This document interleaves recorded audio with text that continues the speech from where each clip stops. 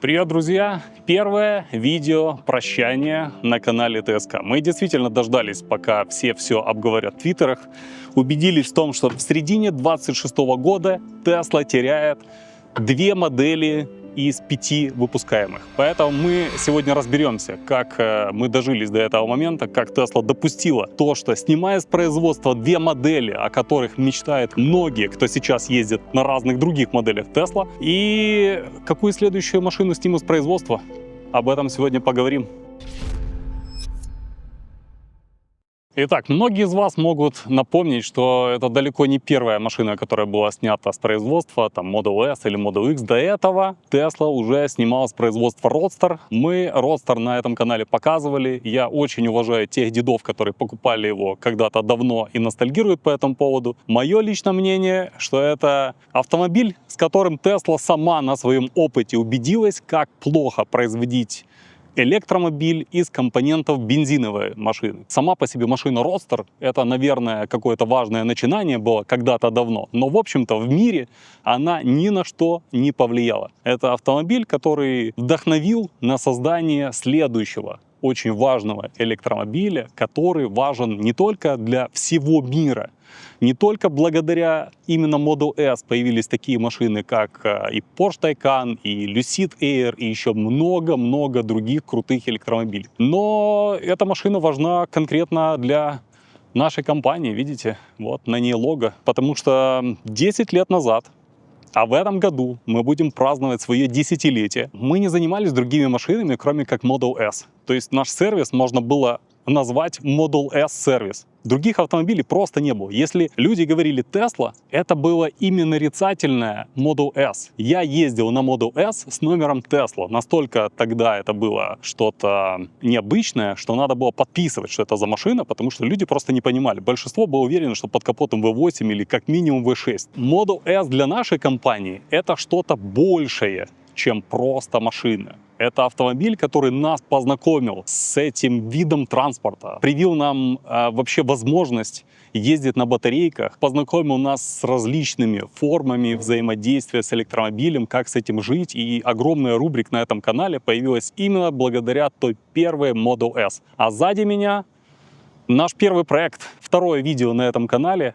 Это как раз посвящено этой машине. Эта машина была куплена в Америке, приехала в Украину. В Украине была отреставрирована, недоделана. Спустя 5 лет мы к ней вернулись, доделали, поставили на нее широкий обвес, который специально нарисован был прямо под эту машину. И уже с этим обвесом и всем остальным она вернулась на территорию США. Мне кажется, таким похвастаться могут немногие машины. Разве что наш другой автомобиль, это Кибер 3 красная, она точно так же проделала точно такой же путь. Когда я вижу в некоторых пабликах, достаточно широко известных, что Model S — это машина, которая выпускалась 14 лет и пережила несколько рестайлингов, мне хочется просто сбросить ссылку на наш канал, на котором мы постоянно рассказывали, что эта машина видоизменилась настолько невероятно, насколько, наверное, не видоизменялся ни один автомобиль.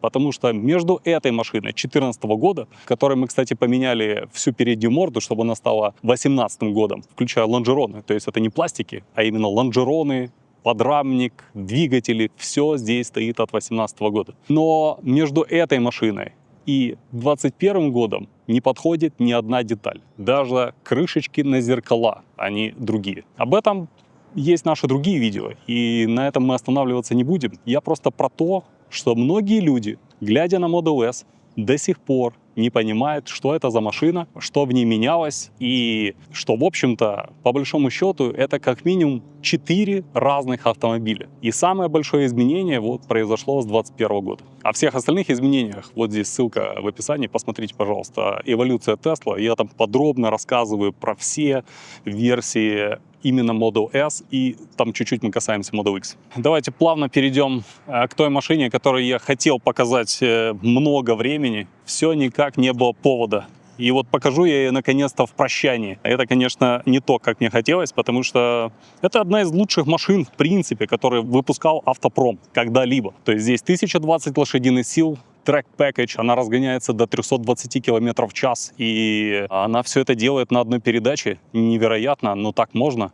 на одной передаче, при этом расходуя в среднем, если захотеть, 19 киловатт, может 20-21 киловатт на 100 километров. Невероятная оптимизация, невероятная машина, очень крутая. Если бы на какую-то другую модель наложили такое количество изменений, которое произошло с вот этими двумя моделями за последние 14 лет, то это бы заняло, скорее всего, лет 30-40, потому что это вообще разные эпохи. Вы можете обратить внимание, что вот этот автомобиль даже может быть для кого-то, лично для меня, более привлекателен.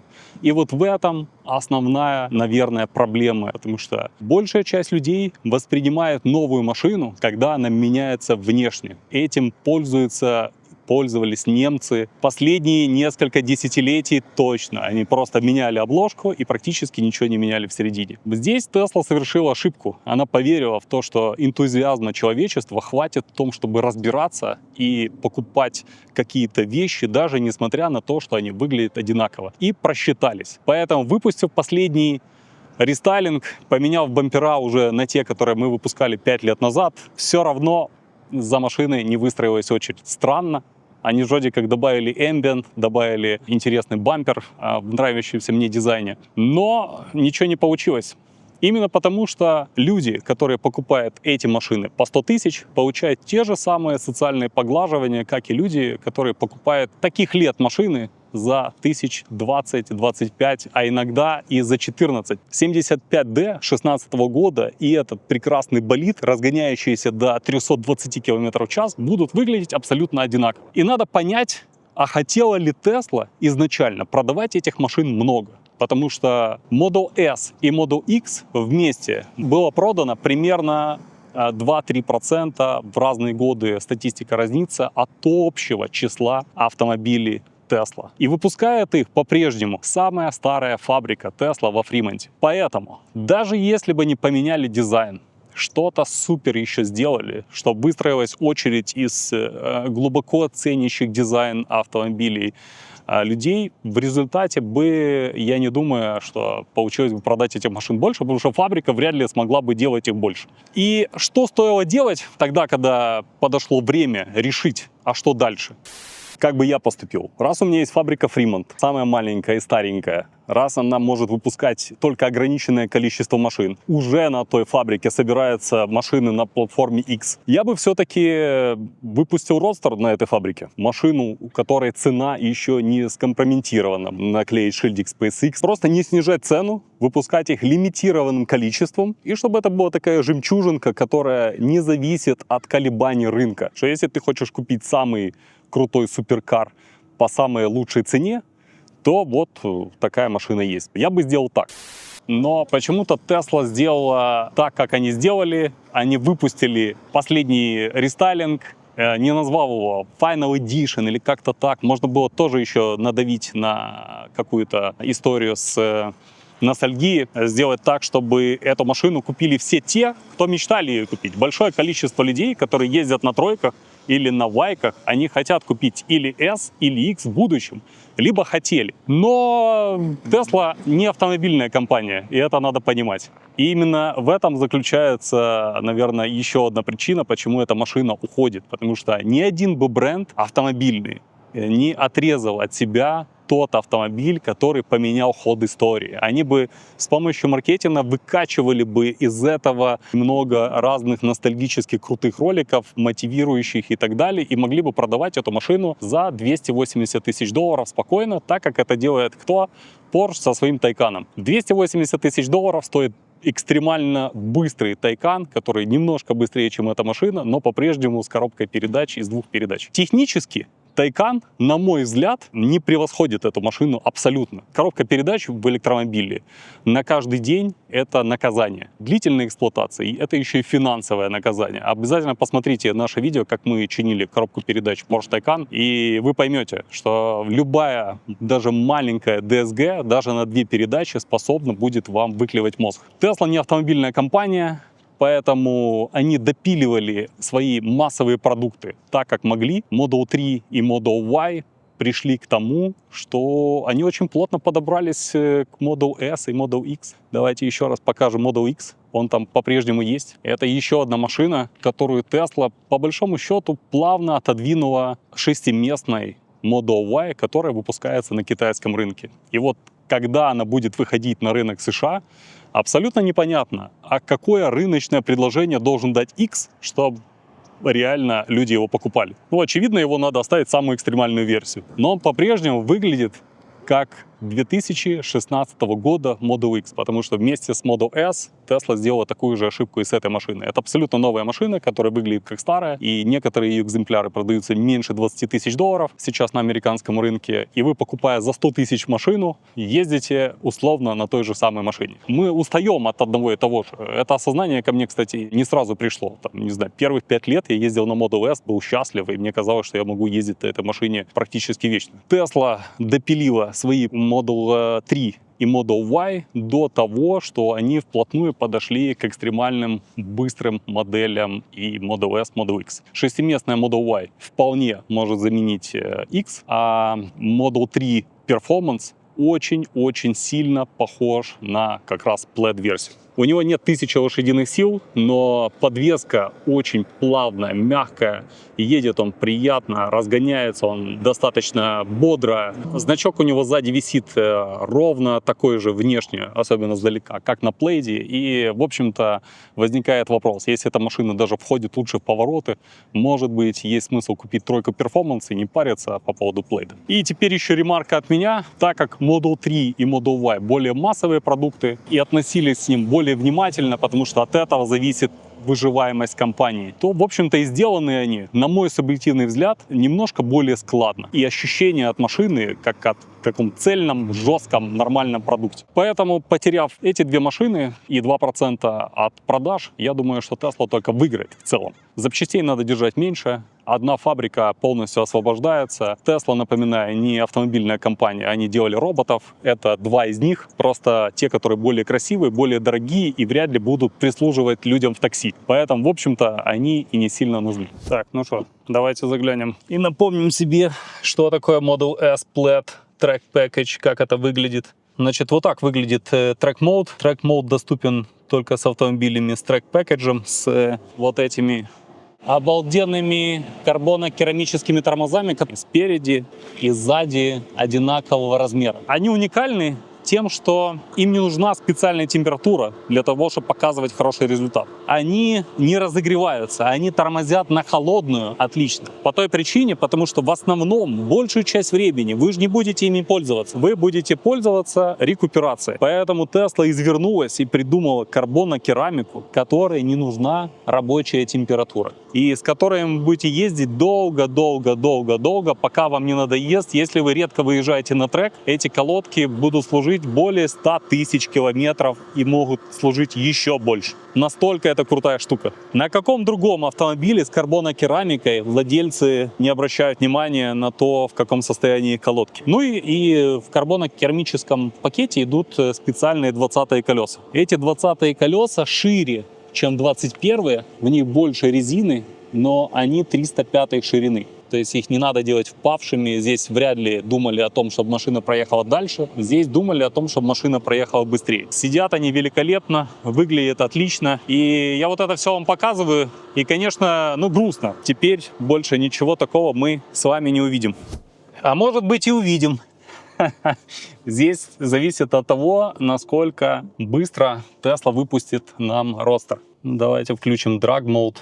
Пишет 12 минут нам нужно для того, чтобы машина прогрелась полностью. В этом, на мой взгляд, основная причина, что мне не нравилось в этих автомобилях, то, что технически их, конечно, могли бы доделать до правильной кондиции. Могли поставить батарейку 4680 и... Уж елки-палки, как валит. Перед просто начал плавать только что.